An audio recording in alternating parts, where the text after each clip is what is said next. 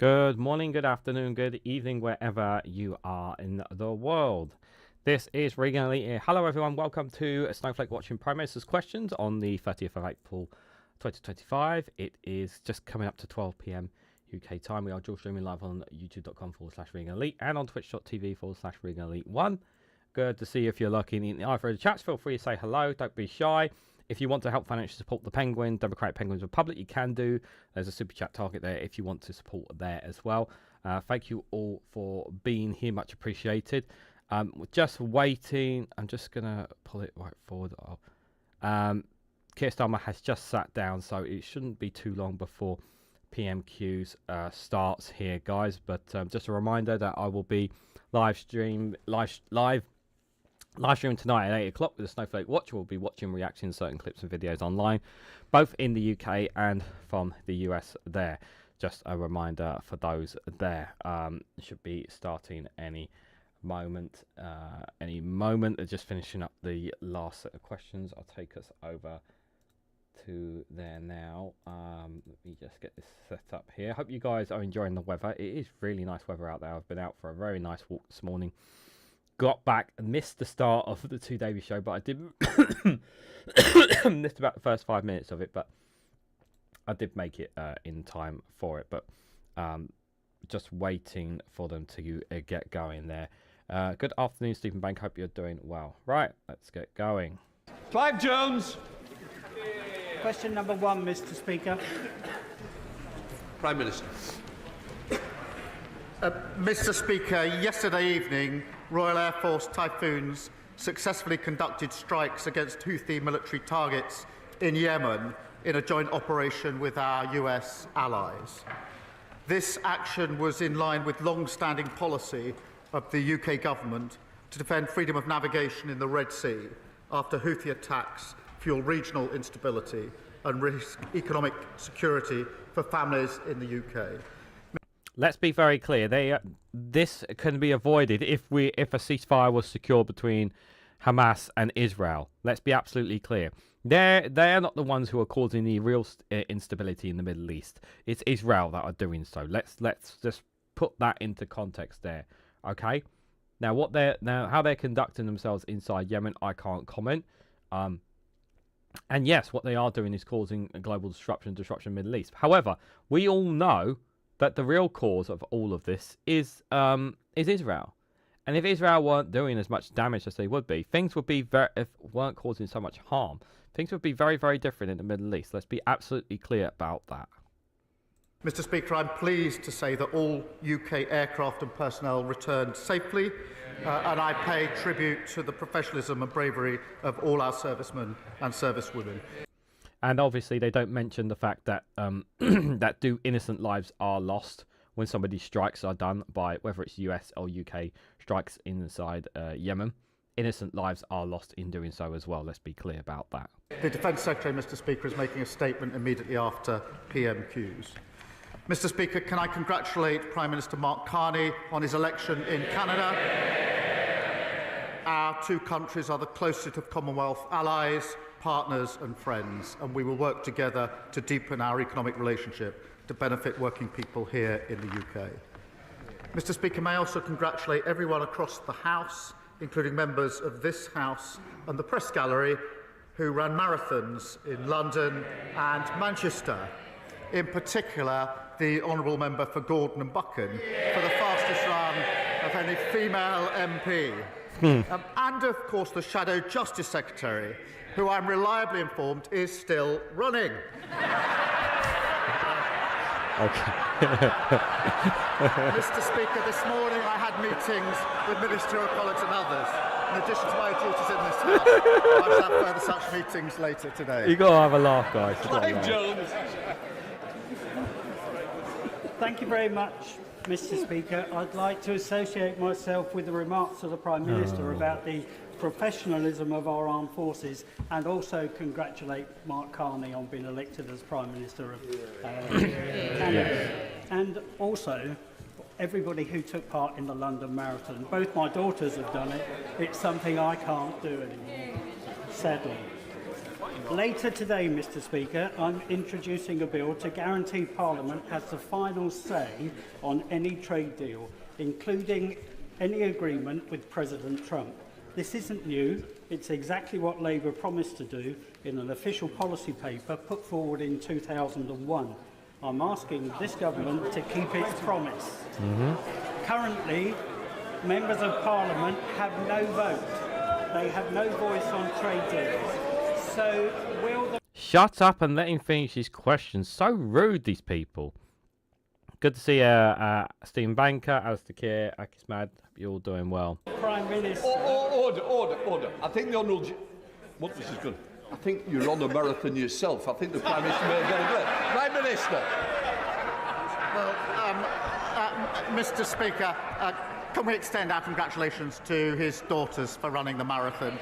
In relation to trade deals, the government retains the right, obviously, to strike trade deals, delivering growth, jobs and opportunities for working people. We clearly set that out in our manifesto. That's exactly what we're doing. Parliament, as he knows, does have a well-established role in scrutinising and ratifying these deals. He knows that was strengthened under the last Labour government, as he references. Dan Tomlinson. Thank you, Mr. Speaker. There's going to have to be a coming together of Reform and the Conservative Party in some way. A deal, a pact, or a merger. These aren't my words, Mr. Speaker, but those of the most senior Tory in elected public office in the country, the Mayor of the Tees Valley. So if senior Tories are plotting it, the Leader of the Opposition won't deny it, doesn't that mean that the only way for us to stop this plot is to vote Labour? No, it means you need to vote Green because they're the only party that has common sense, common policies, and they make logical sense. Reform are a pack of liars. The Conservatives have shown their true colours after 14 years of chaos, and Labour haven't done nowhere near enough of what they have been doing since they've come into power. DJ Marley Moo, good to see you there. God, the Speaker is useless. Yeah, he is useless. He is absolutely useless. Well, it's no need to answer. You've no responsibility for any part. Right, let's move the Leader of the Opposition. Can we move on? Thank you, Mr. Speaker. On Monday, the Prime Minister's Safeguarding Minister admitted on the floor of the House that there was a cover-up of the child rape gang scandal. Does the Prime Minister think we should expose this cover-up? Just before I get to that question there, I would discourage people voting for the Liberal Democrats because I would recommend for those who think the Liberal Democrats are a safe bet. I would strongly urge people to check out No Justice Helena's No Justice MTT's YouTube video, specifically on why you cannot trust the Liberal Democrats. I do strongly encourage people to check out that video. The Liberal Democrats are not a party to be trusted in any way, shape or form.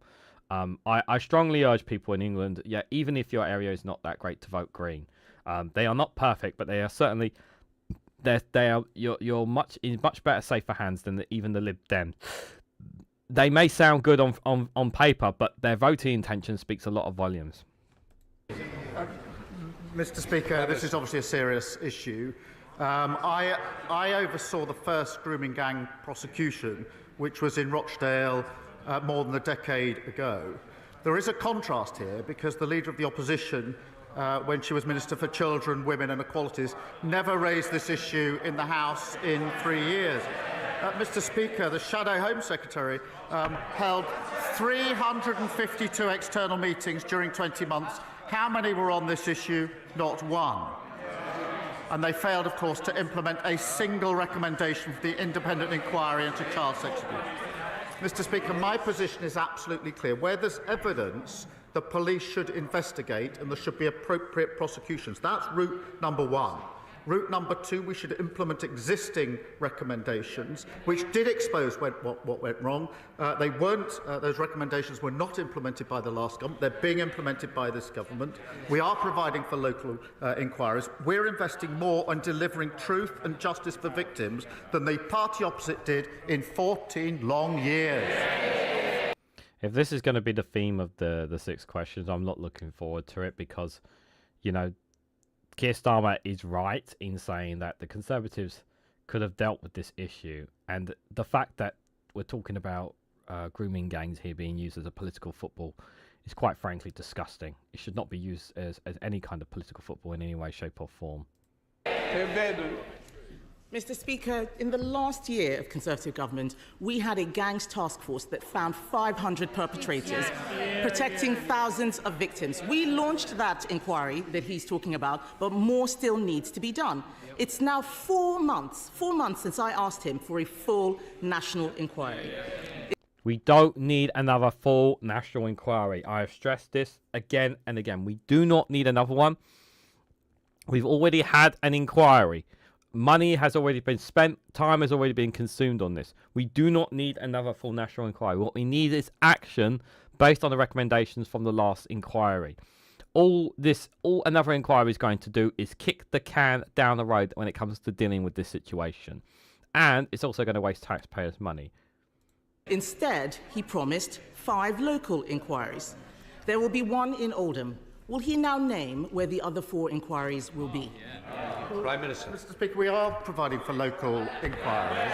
This is a serious... Well, they've got so much to say now. Why did they not... Mr. Speaker, why did they not implement a single recommendation in the 14 years they had in office?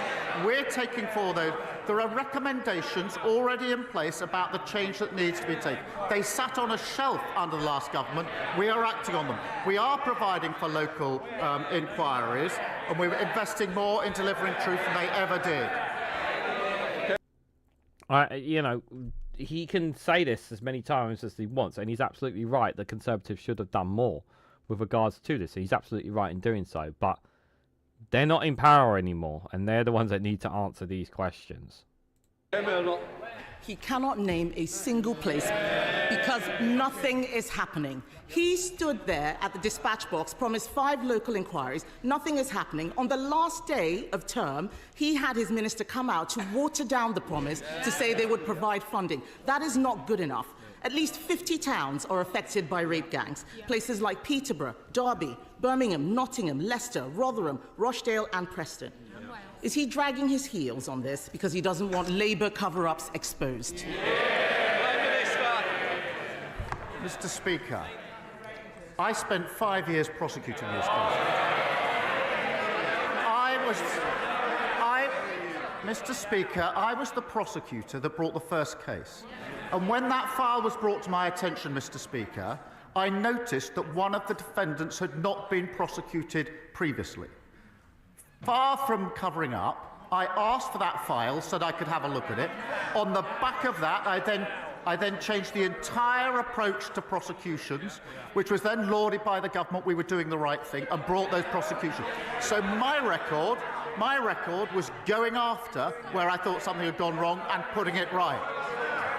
She stayed silent throughout their years in government, and so did the entire front bench. I think it's pretty disgusting to accuse Labour of cover-up. I really do think it's incredibly tasteless to accuse the Labour government of a cover-up. I think it's extremely distasteful, guys. Like, are we really seriously accusing the Labour government of trying to cover up these grooming gangs? Like, honestly, do we generally believe that? Like, even if we don't like this Labour government, don't like their policies, don't like some of these politicians, is that really something that Labour would stoop so low to? In my honest opinion, no. I really don't. But I think the fact that the Conservatives are trying to throw this mud at them is pretty distasteful, in my opinion. Mr. Speaker, he's not the Director of Public Prosecutions anymore. He is the Prime Minister. People want to know what he is going to do. What evidence do you have, Stuart Leather? What's your evidence that they're covering up? Where's your evidence to... Point me in evidence that they're covering them up. Show us your evidence, Stuart. Like, I am not a Labour supporter in any way, shape, or form, but to accuse them of a cover up, where is your evidence? now, not talk about what he did years ago. We are asking for a full national inquiry. Andy Burnham wants a national inquiry. He's not Conservative, he's Labour. Harriet Harman wants one. The member for Rotherham wants one. All of the victims I have met want a full national inquiry. He keeps talking about local inquiries, yet they have not got going. And they haven't got going because local authorities don't want to investigate themselves. Local inquiries cannot force witnesses to appear. Local inquiries can't force people to give evidence under oath. So why won't he have a national inquiry? Again, I have to repeat this. We already had a national inquiry. We already had one. That is the truth. We already had an inquiry. Taxpayer money, our taxpayer money, was already spent on an inquiry on this. Yeah, people, you have politicians talking about wanting to look after the costs here. I don't want a national inquiry. I want justice. I want convictions. I want those responsible to face prosecution. That's what I want. I don't want these victims to be sitting around waiting to take their evidence, waiting for this inquiry to come out before they have to wait even longer for any justice to be done. Mr. Speaker, we've had a national inquiry. Thank you. We've had recommendations. There are hundreds of recommendations that have been made in relation to this issue. It is a serious issue. I strongly believe that we should implement the recommendations that have already been made. And that is what we are doing. I strongly believe we should listen to victims, and we've been listening to victims on this side for decades and working with victims for decades in relation to what they want, which is local inquiries. And if you want to talk about, people who have been taking care of those who have suffered from abuse and from horrible abuse in this country, and one MP that stands out more, it's been Labour MP Jess Phillips. You know, she has been a champion for this for years and years and years of protecting women. Years that she has worked tirelessly in her efforts while being on the opposition bench as well. So you just wanted to add that in context in there, because that really does matter, regardless of what you think of her and this party. We've set those local inquiries up.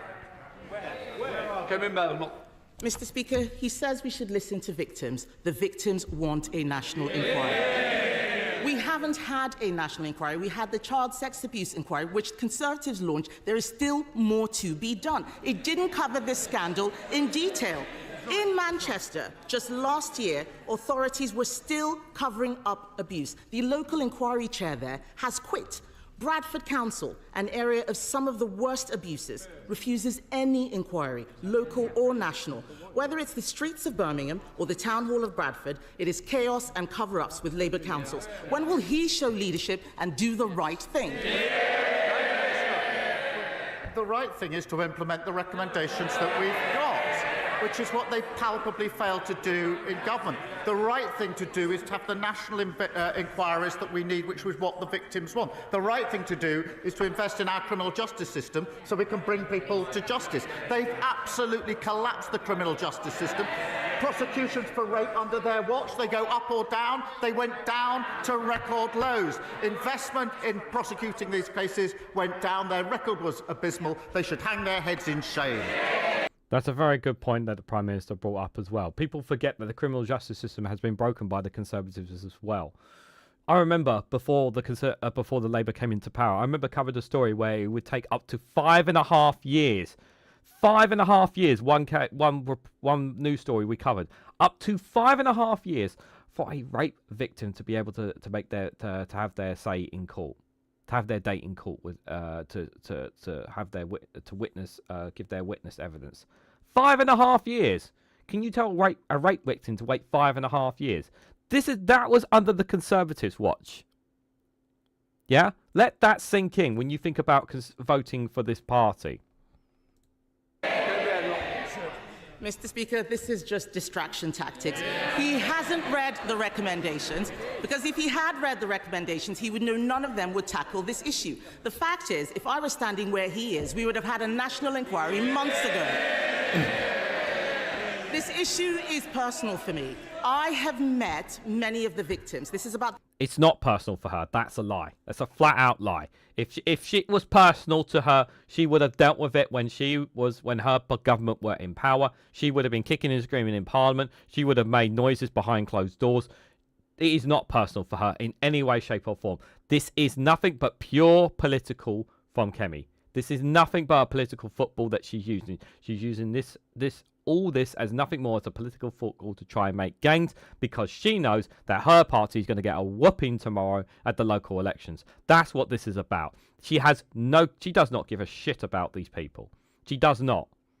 Because if she did, she would have done something when she was a minister for the Conservatives when they were in power. Let's be absolutely clear about that. The protection of children. Nothing else is more important. In the last few days, Mr. Speaker, I've been to Wiltshire, Lincolnshire, Northumberland, Kent.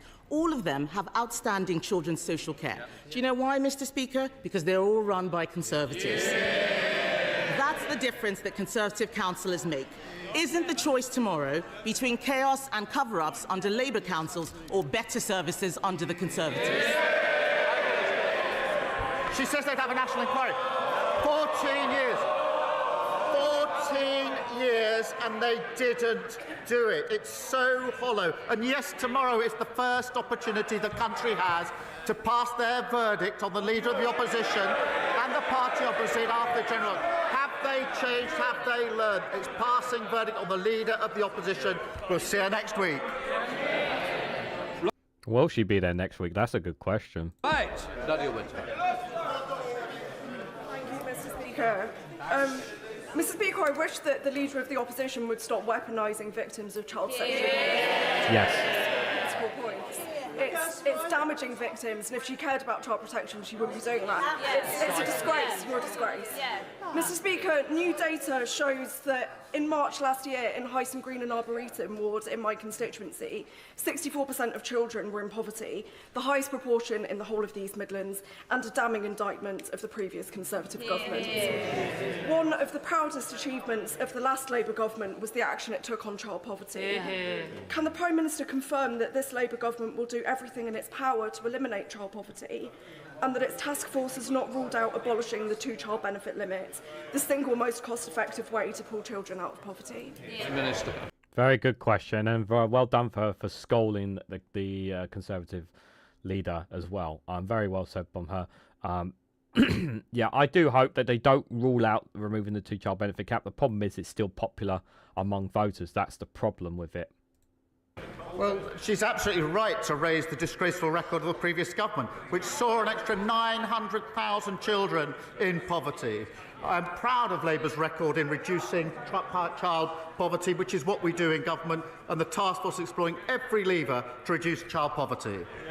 Yeah, what about the two-child benefit cap? What are you doing about that? Oh, wait, you need to keep that in. You're still keeping that in play. Leader of the Liberal Democrats, Sir Edward Davey.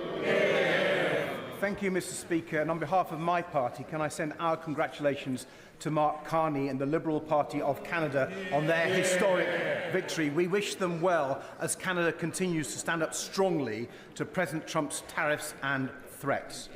Unlike Keir Starmer. Mr. Speaker, Canada has learnt what happens when you do a trade deal with President Trump. He can't be trusted to stick with it. The Prime Minister didn't answer my question last week. He didn't answer my honourable friend, the member for Wokingham, just now. So let me ask again. Will the government give members of this House a vote on the floor of this House on any deal he agrees with President Trump? Yes or no? Minister. It should, whatever deal he gets, which I don't think he will, it should be turned down anyway, because like Sir Davies says, he can't be trusted. Mr. Speaker, we are in negotiations with the US in relation to a deal. We will act, obviously, in the national interest to make sure that if there is a deal, it's the right deal for our country. If it is secured, it'll go through the known procedures for this House. So no straightforward answer then. David. Well, Mr. Speaker, I'm very disappointed in that reply. There was no yes or no response. We do want to vote, and we will keep pressing him and his government on that. But turning to a domestic issue now, Mr. Speaker, my honourable friend, the member for Dorking and Hawley, has taken up the cause of Fiona Lascaris, whose autistic adult son, Christopher, was horrifically exploited and then murdered by a convicted criminal. As ITV News has reported, when Fiona tried to get a mental capacity assessment for her son, she was dismissed. So Christopher never got the support that might have saved his life.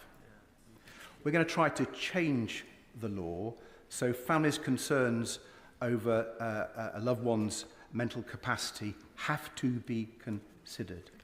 Will the Prime Minister give his personal backing to that change to stop another tragedy like Christopher's? Prime Minister. Well, I thank him for raising that terrible case, and I think the thoughts of the whole House will be with Christopher's family and friends affected by this, and we'll certainly look into what else we can do, and if there's further details that can be given to me of the particular case, I'll make sure that we follow it up. Jenko. Thank you, Mr. Speaker. I'd like to start by congratulating Truro City Football Club, who've gone from homelessness to league champions in one season. Yeah. In Cornwall, clean energy is a huge opportunity. We're fortunate to have vast natural resources, onshore, offshore winds, geothermal and tidal. We have a strategically vital port and a workforce ready to step up. I welcome that Falmouth Community Hospital will be getting new solar panels and benefiting from those first investments made by GB Energy. As we pursue our clean power plan, will the Prime Minister confirm this is just the beginning of that investment in renewables in Cornwall? Yeah. Can I add my congratulations to Truro? Clean energy investments are powering our plan for change, Mr. Speaker, and that's just the beginning. We'll go further. 200 schools and hundreds of NHS sites across the country will benefit from GB Energy's first solar projects, including Falmouth Community Hospital in my honourable friend's constituency. Hospitals will save, Mr. Speaker, £45,000 a year off their energy bills, with that money going back to the frontline services. That's the better future we're building, good for patients, good for jobs growth and our energy security. I welcome, of course, solar panels to be installed on schools and NHS hospitals if it helps reduce the cost for these public buildings. Of course, it is all a good thing as well.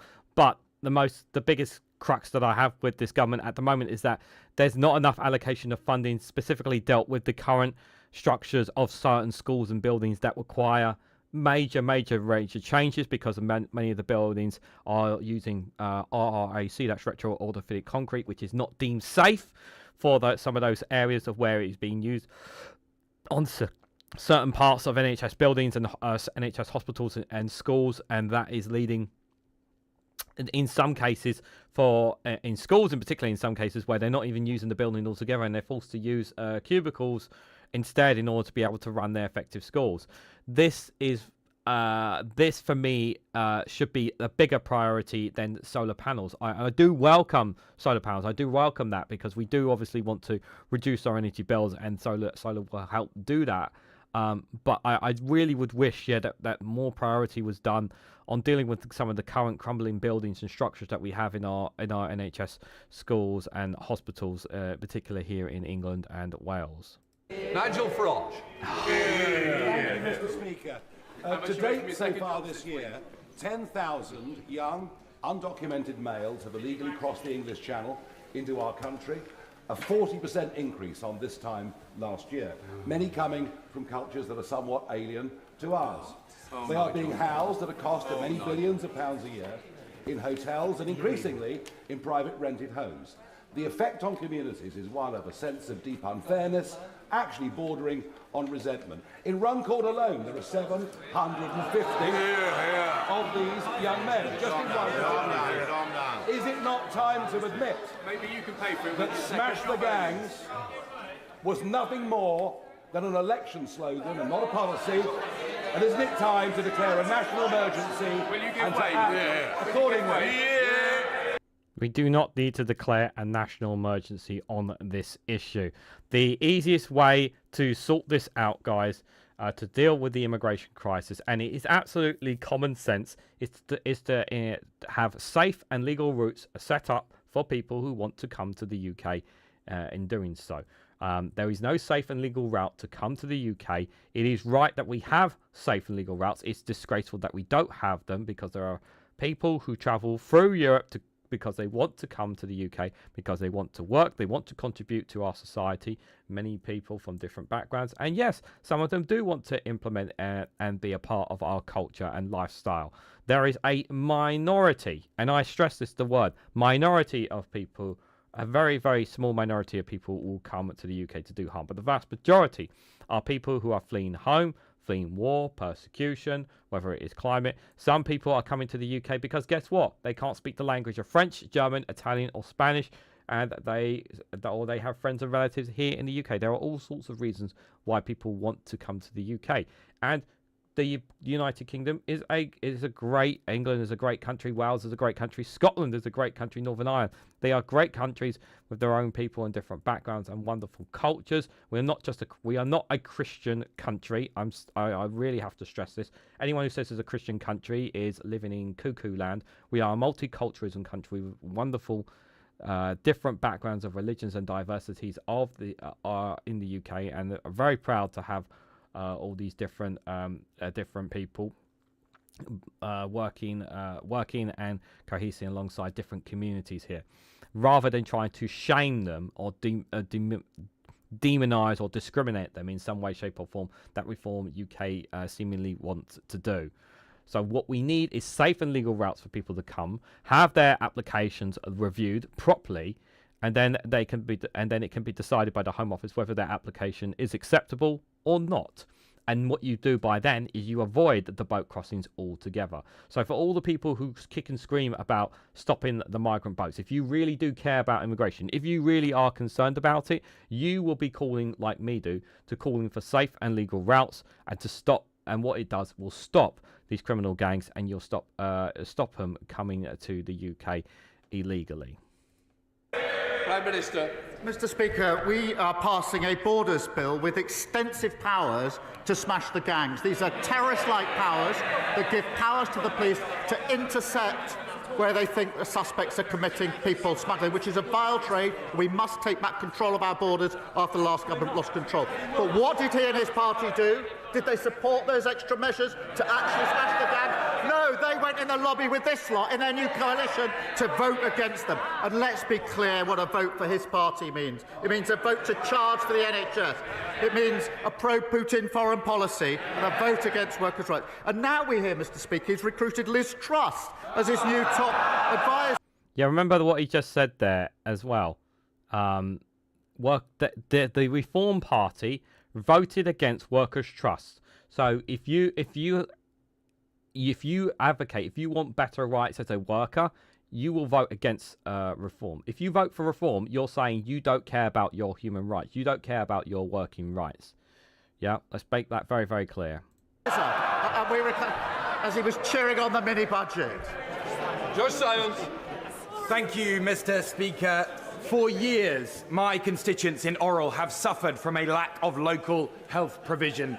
But next month, that will begin to change, thanks to a new partnership that I built with our local NHS, Wigan Athletic and Wigan Warriors at a Centre for Excellence in Women's Sport. This will be a shining example of shifting healthcare from hospitals into communities. So can I urge the Prime Minister to continue with our plan for change and ignore the member for Clacton who, for decades, has pushed to dismantle our NHS so that my constituents must pay to see their doctor?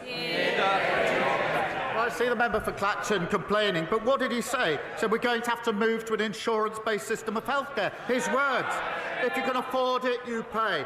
Not under our watch, Mr. Speaker.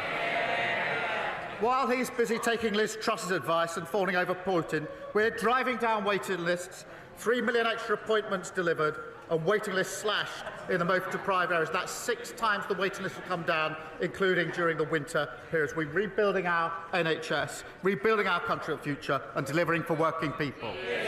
This is very good at constantly continuing to remind people that Nigel Farage wants you to pay for your health care. Let's remember that. Jarvis. Thank you, Mr. Speaker.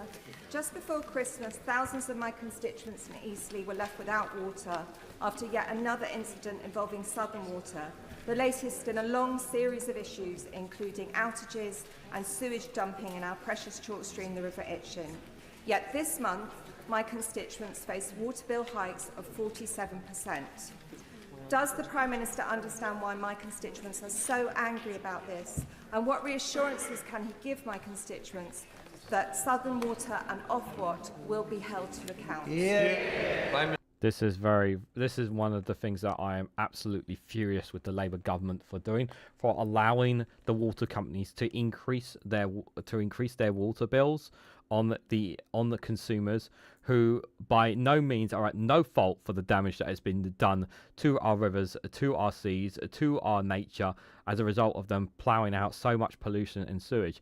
And while it is all well and good criticising the Conservative government for leaving this mess, I have to criticise the Labour government for not for allowing them to hike up the bills as much as they have. It is disgraceful that our water bills are being increased in excessive that is done to clean up the mess, and that's even if the mess gets cleaned up by Minister. I thank her for raising this, and the party opposite should apologise to her constituents for allowing record sewage into our waterways. Our Water Act will clean up our rivers, lakes and seas. Under new powers which came into effect last week, in fact, water bosses can now face years in jail for concealing sewage spills. We've banned the payment of bonuses and introduced new powers. And of course, we're delivering a major review through our Water Commission. And I'll reassure the member we won't hesitate to take further steps. Sam Cole. Thank you very much, Mr. Speaker. Listening to residents in North West Cambridgeshire on the doorstep and in local coffee mornings, there's a clear message. People want local police that have the time and resources to get to know crime in their areas and tackle it at the root. And I know our Labour mayoral candidate's committed to that if she's elected tomorrow. So could the Prime Minister update residents across Cambridgeshire and Peterborough on how our plan for change is tackling crime and antisocial behaviour and boosting police ranks by 13,000 officers that will be visible in all local communities? The party opposite decimated neighbourhood police, and crimes like shoplifting and antisocial behaviour ran rife. I can tell him what we're doing through the plan for change: extra police officers, extra PCSOs and more special constables. On top of that, Mr. Speaker, a named officer for every community and more teams out in our town centres on Friday and Saturday nights. That's what you get with a Labour mayor working with a Labour government to deliver change for Cambridgeshire and Peterborough. I really hope it does. I really hope that these plans in terms of police officers really do work. I genuinely and sincerely mean that, because you know, nothing is more comforting to people walking on their high streets than seeing a local police officer or community officers on their streets. It gives people that assurances. It deters people from shoplifting in the first place when they see a police officer or see a local community officer walking among their high streets. It doesn't just prevent theft; it deters people from it as well. So I really do hope that those plans really do come to fruition over time. Like I said, it is something that's going to take time, and I really do want it to see that, because yeah, retailers have suffered tremendously for a long period, and I do hope that they bring the numbers down on that. Akishmad said, I was up to my mate's house last week. He's a sign writer. He did a sign for a retired doctor. In the discussions, he told us that the NHS was being set up to be sold off. He added that no one wanted it, but it would be sold off. I don't know, obviously, the context of that, Akismad, but I'm sorry to hear that if that is the case. But I'm not too aware. I know parts of the NHS have been sold off, but I can't obviously comment on your particular one, Akismad. But if that is the case, it's absolutely disgraceful if that is happening. But I've always said that I don't trust West Street in any way, shape or form as Health Secretary. Thank you, Mr. Speaker. Eastbourne War veteran, Staff Sergeant Pauline Cole, is a veteran who sustained injuries while serving our country. She was awarded military compensation. But because military compensation is currently considered income by this government, her pension credit has been cut from £77 a week to just £11 a week. We've met with the relevant minister to try to address this to no avail. So I want to ask the Prime Minister, with the anniversary, the 80th anniversary of VE Day just next week, will he meet with Pauline, who's in the gallery, and I, to address this injustice and to ensure that no veteran is penalised for serving our country? Well said. Can I thank him for raising this important issue with us? We will always stand up for those who served our country. I paid tribute to Pauline for her service, and I will make sure that she gets the appropriate meeting that she wants and needs to discuss her specific case. Julie Mims. Thank you, Mr. Speaker. This week, thanks to this Labour government, hundreds of free breakfast clubs have opened across our country. Before she even speaks any more on this, I've said this before and I said this again. I welcome the free breakfast clubs. I welcome the fact that kids are going to get meals in the morning. I'm happy for that. And it's only, but let's be absolutely clear. Yeah, no child should go hungry. No child in the UK or anywhere in the world should go hungry. Every single child should be guaranteed 3 meals a day. That should be guaranteed. Now, not every single parent can afford to do that. There are some parents out there who are literally struggling to get by. And that is where the government should be stepping in to ensure that that child is getting the nutrition and the meal that they need for those 3 meals a day to ensure that they are given the best possible success in life. And the fact that we are only doing breakfast club is, in my opinion, insulting. We should be guaranteeing every single child. And I don't give a shit what anyone's opinion is. Money should not be a factor when it comes to feeding children. Will the Prime Minister join me in sending good wishes to the staff and pupils at Castle Carrick, Udale, Longtown, Inglewood, Brook Street, Blackford, Hallbank Gate and Bishop Harvey Goodwin schools in my constituency, which are among the first to benefit from this important scheme? And can he confirm that this is just the start of Labour's plan for change to deliver for working parents? Prime Minister. Well, look, let me pay tribute to all the staff in her constituency who are working in the breakfast clubs, which, of course, Mr. Speaker, deliver free breakfast clubs, 30 minutes of free childcare, saving working parents £450 a year, and we've opened the first 750 across the country. There'll be many more to come, Mr. Speaker. We are, of course, also saving parents £50 a year by making school uniforms cheaper, something the Leader of the Opposition ordered all her troops to vote against. Thank you, Mr. Speaker. The playing of music and loud videos on public transport without headphones is becoming increasingly common. The various bylaws outlawing such antisocial behaviour are clearly not working, whilst planned cuts to the British Transport Police are bound to make matters worse. Will the Prime Minister back the Lib Dem plan to introduce effective enforcement and a publicity campaign to persuade people to plug in their headphones? After which, you never know, perhaps we can encourage the uncivil minority to take their feet off the seats. No, I don't approve of this. I don't approve of this bill by the Liberal Democrats in this matter. I think the laws that we have on this are firm enough. While yes, I understand it can be annoying, it can be frustrating at times. I just feel we're being a bit too tenuous on this issue. I don't think such a law is necessary to be more stricter and more enforcement. I think we're going over the top, in my personal opinion, with this. I mean, let me ask a question. What is the difference between someone playing music than a crying baby that you happen to be sitting next to on a bus, for example? There is no difference on that. I think the laws we have on it are perfectly fine. I don't think they should be changed at all. That's my personal opinion. I think we're going over the top with this. I really do.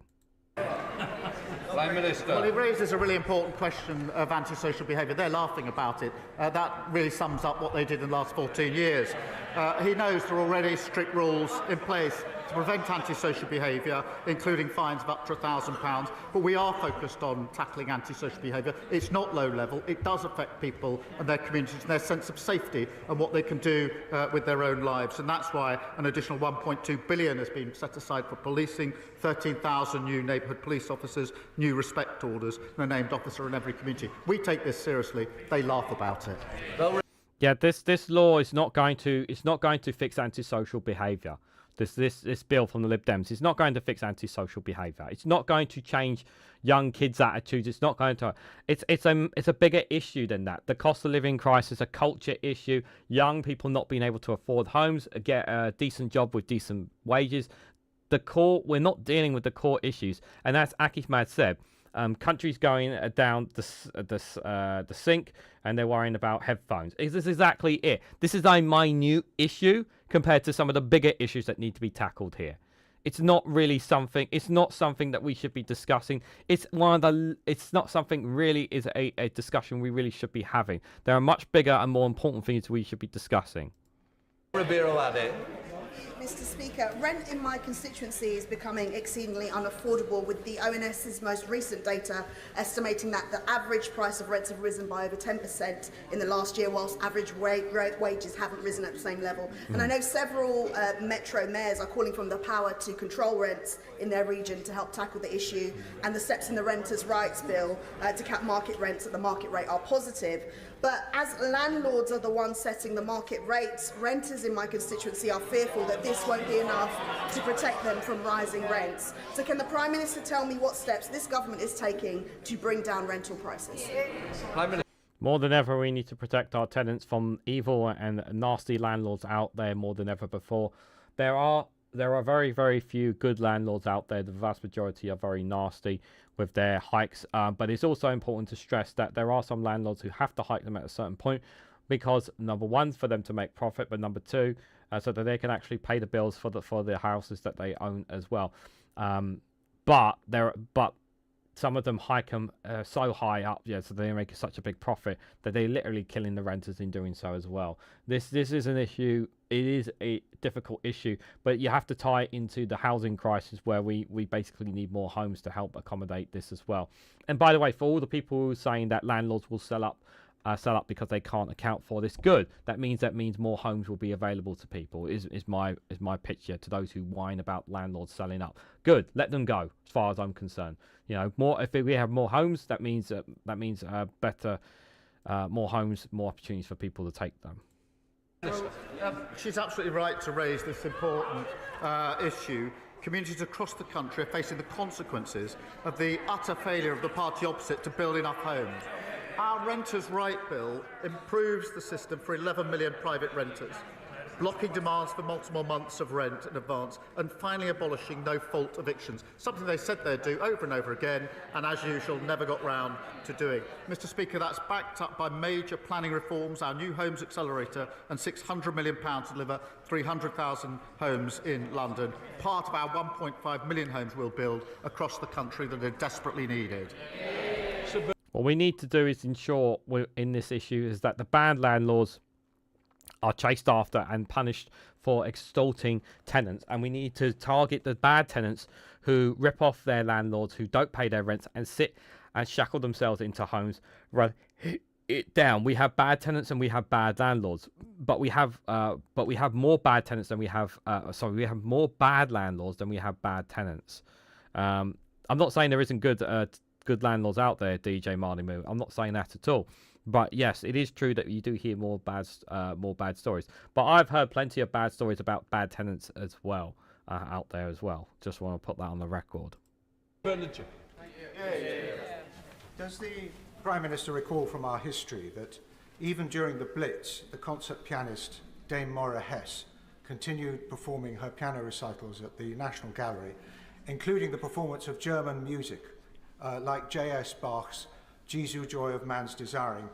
As a trustee of the Parliament Choir and as a singer, can I ask him to lend his support to Parliament's own VE Day celebration, which will be next Wednesday evening in Westminster Hall, when we will perform in the presence of His Royal Highness the Duke of Kent and both speakers of both houses, not only that Bach chorale, but the music of our other allies, and of course some British music too. Tickets are still available. Prime Minister. Can I wish him the very best of luck? It will be a fantastic event, and it's just one of the many important celebrations that we are that are taking place to commemorate VE Day. I would encourage the whole House to buy those remaining tickets to go along and attend the concert, which I think is in Westminster Hall, as well as the many street parties and other events that will be across the country. And I look forward to paying my own tributes on VE Day, but I wish him luck. Sarah Hall. Thank you, Mr. Speaker. I welcome the action taken by the government to fix our NHS and deliver 2 million more appointments, something my constituents are already benefiting from. Together with Warrington and Halton NHS Trust, I recently submitted a ready-to-go proposal for a new urgent treatment centre and outpatients facility in Warrington. Warrington has over 200,000 residents and no urgent treatment centre. The proposal would reduce A&E waiting times and deliver 100,000 appointments every year. Will the Prime Minister or Health Secretary agree to meet with me and local health partners to discuss this transformational project? Prime Minister. Well, I'm happy to make sure that my honourable friend meets the Health Secretary. Mr. Speaker, we have got waiting lists down for 6 months now in a row, delivering 3 million extra appointments. The Further Faster 20 programme is doubling the rate at which waiting lists are falling, including in her trust. And of course, earlier this week we froze prescription charges at under £10. There's a lot that's been done, a lot more to do, but our plan for change is working, getting the NHS back on its feet. Leila Moran. Mr. Speaker. The non-disclosure agreement was entirely one-sided, gagging me, but not the men or the execs involved. It covered not just business matters, but everything painful I'd endured. I ended up in hospital. These are the words of a victim who suffered intolerable sexual misconduct in her workplace. Does the Prime Minister agree with me and members across this House that the misuse of NDAs in cases like this are totally unacceptable? And if so, will he help us in amending the Employment Rights Bill going through the Lords now to stop this pervasive practice once and for all?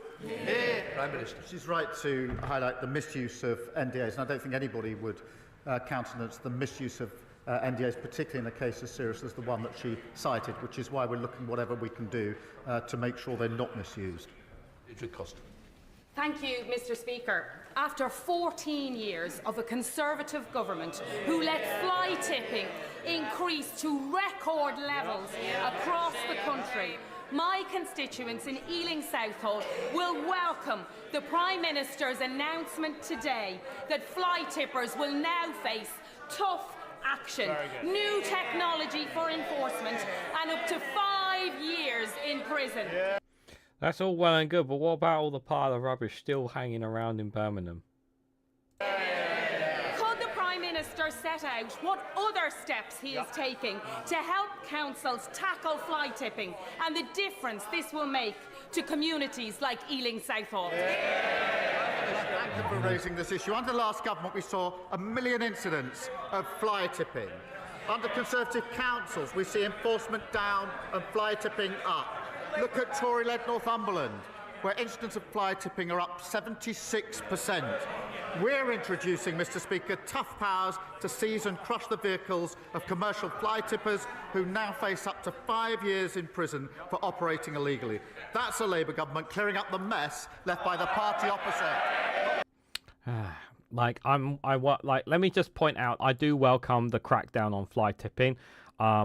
I can give, in my area, literally round the corner from where I am, there's an alleyway that I know people tip and dump in that area. Fly tippers dump their crap in that area because there's no camera in that alleyway, so it's easy to dump it. They dump it overnight and then it's left there in the morning for someone else's problem. I wish a camera was there so we could catch those perpetrators who do so. But yeah, I can't stand those who do it and just dump it in other places where they're responsible. Pick up fly tipping to clear it up, and instead of taking it to the places they're supposed to take it to, they dump it somewhere else to make it someone else's problems. It's disgusting.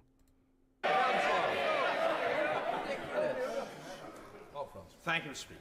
Prime Minister, a week tomorrow, the whole nation will come together to commemorate VE Day.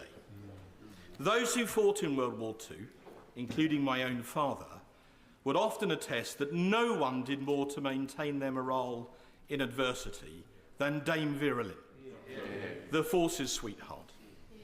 A doughty band of campaigners for several years have been trying to create a national memorial in her honour.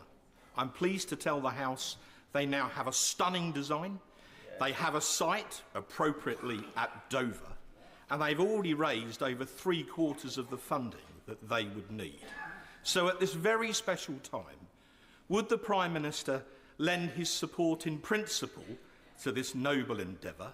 Would he be prepared to accept a personal briefing on the campaign, in which case I suspect that he and I will meet again? I don't see why not. I mean, why would he not want to consider it? He should do.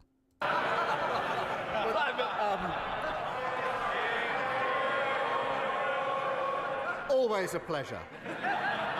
But look, I'm going to congratulate him on his campaign. It is really important, and many people were delighted, I think, to join that campaign. Dame Vera is sewn into our nation's soul, providing the soundtrack for our greatest generation, and so it's particularly timely, so I'll support the campaign that he has done so much to promote. Adam Thompson. Thank you, Mr. Speaker. Whether it is the crevasse on the island outside of Asda in Long Eaton or the array of tyre poppers on Quarry Hill Road in Ilkeston, every day my inbox is filled with complaints about potholes that Conservative Derbyshire County Council has failed to fix.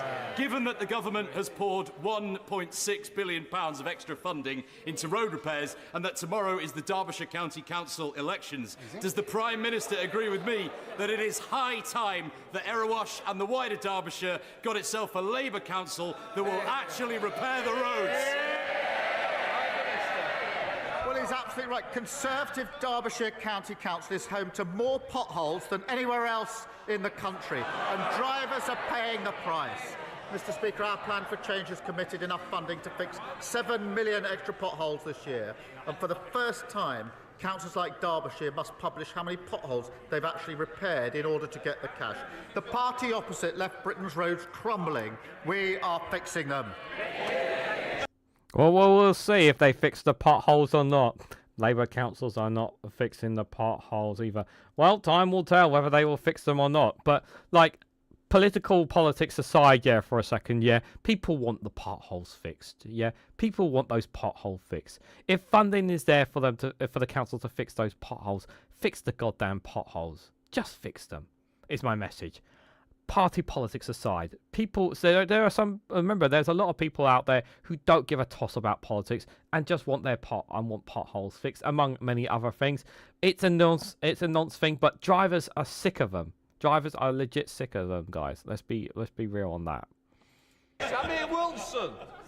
Mr. Speaker, the blackouts in Spain, which have caused chaos, the realisation amongst many backbenchers in his own party that thousands of jobs are being lost in Scotland in the oil industry, and the fact that businesses are facing energy costs which are making them uncompetitive and consumers being plunged into poverty, fuel poverty.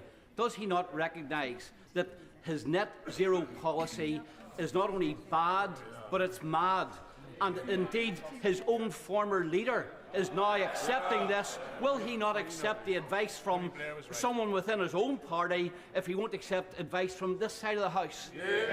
He's absolutely cuckoo, along with the man sitting next to him. Let's be absolutely clear here. So Tony Blair calling on the question of net zero. I do think there needs to be a renewal of how we engage. I do agree with him based on the video that I've done this morning, that came out yesterday, that there needs to be a change in strategy on how we handle net zero. But to scrap it or claim that it is a cause, or those who are trying to engineer in some way, shape or form that net zero or solar panels or wind farms or something will happen to be the cause of what happened in Spain and Portugal is absolute folly. There's no evidence to support such bollocks claims.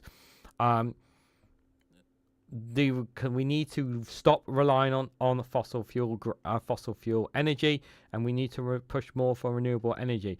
Now, yes, at the moment, energy bills are going up, and they need to go down. And my hope is that over the next few years we do see a reduction in the energy bills. But the longer it continues to rise, the more people will look at perhaps that maybe net zero is not a good thing. And we need to change the conversation of how we have this is not helping either, because it is feeding into these climate skeptics and those think tanks that want people to think that net zero is actually a burden rather than a benefit to people. Prime Minister. Well, many years on the opposite benches, I learned when asking questions at PMQs not just to read the headline on a Wednesday morning, but to look at some of the detail. What Tony Blair said is we should have more carbon capture. We've invested in carbon capture. That's many jobs across different parts of the country. He said that AI should be used. We agree with that. We've invested huge amounts in AI on the jobs of the future. He also said we need domestic targets so that businesses have their certainty. If you look at the detail of what Tony Blair said, he's absolutely aligned with what we're doing here. These are the jobs and the security of the future. I would also say that we shouldn't weaponise the difficult position that people in Spain and other countries find themselves in at a very difficult time. Final question, Alex Bellinger. Thank you, Mr. Speaker. I welcome the government's decision this month to secure British steel, and at a time when European security is critical, it is defence manufacturers in the Black Country, like Summers Forge in Hell's-Erin and BB Price in Cradley Heath, that will be using that steel to make the military equipment that our defence needs. And what about Grangemouth, Port Talbot? Anything on them? No? Nothing at all? Did we hear from any SMPs to today's Prime Minister's questions? No! Will the Prime Minister commit to make manufacturing investment in the Black Country a national priority so that we can live up to our industrial heritage and create the high-quality defence jobs that our region so desperately needs? Prime Minister. Well, I pay tribute to my honourable and gallant friend for his service to his country. He understands our national security and economic security go hand in hand. Mr. Speaker, it's vital that defence investment creates more jobs, apprenticeships and opportunities in the Black Country and across the United Kingdom. That's why we've launched a new hub to give up to 12,000 small firms better access to defence contracts. And of course we're raising defence spending, the highest sustained increase since the Cold War, something the party opposite failed to do in 14 years in office. Right, we'll let the front bench change over. Right, so that was Prime Minister's questions, you guys. I thought it was it was interesting at times, but a lot of it was nonsense at times. Those people who are saying that, we obviously had one or two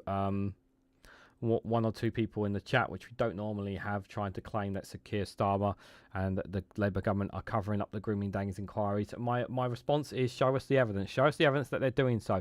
Like, don't get me wrong, we are not Labour supporters in any way, shape or form. For those who are regularly viewers on my channel, we are not Labour supporters in any way, shape or form. But when Labour has done the right thing or the good thing, we'll say it for what it is. But when Labour have done things bad, trust me, we call them out. We call them out right on it, because they absolutely deserve a hammering because of some of the policies that they do. But to claim that the Labour government are covering up the grooming gangs taking place, until there is evidence, I'm not buying into this at all. Can I see Reform covering up? Yes. Could I see the Conservatives covering up? Possibly. But the Labour Party, I have a very hard time believing that. But who's to say that I can't be wrong? Positions can change. People can. My position could change based on the evidence. My position on that can change. So I'm really not buying into that. I thought Kemi came across as desperate today, knowing that her party are going to get a hammering at the local elections tomorrow. She's already kind of conceded that a lot of them are going to get kicked to the curb, which says a lot about how she feels. Says a lot about her party and the direction that it's going. I really do hope that the Greens do well tomorrow. We'll talk a little bit more about the local elections tonight, but in overall, I thought it was a mixed bag of Prime Minister's questions. Some good questions, but some were like ass-kissing questions from Labour MPs to the Prime Minister as well, because you always get them. But hopefully, some of the horrific cases that we've heard as well today were very, especially from the one from the Lib Dem, is very, very disturbing, and especially the one about as well as the NDAs being used as well. Yeah, I know Parliament is a mess, guys, but I do think it's important for us to hear what the Prime Minister says and listen to the questions. But yeah, a lot of those really important questions to Keir Starmer, of course, is just not answering them. But unfortunately, we are used to that now at this point. So guys, I want to say a massive thank you to everyone who come along. Thank you guys for all your comments, whether you agree or disagree on some of the things that were said. DJ Mylamu, Aki's Mad, Alistair Keir, Stephen Bank, I know he's gone, and anyone else who are lurking in the chats there. I really appreciate you guys giving your time to watch Prime Minister's questions along with me. There's plenty of other people who have covered it as well, but I do appreciate you guys coming along to watch it along with me. I'll be back again tonight at 8 p.m. So do join me for that, for the Snowflake Watch, where we'll be watching and reacting to certain clips online, local election, possibly other things in the UK, as well as things happening in America as well. So do join me for that. But before I go, if you haven't already, please hit that like button, share it across social media, subscribe if you haven't already. Do check out Rumble and Patreon content as well for exclusive content on those platforms. But for now, I will catch you guys later, and I hope to catch you all very, very soon.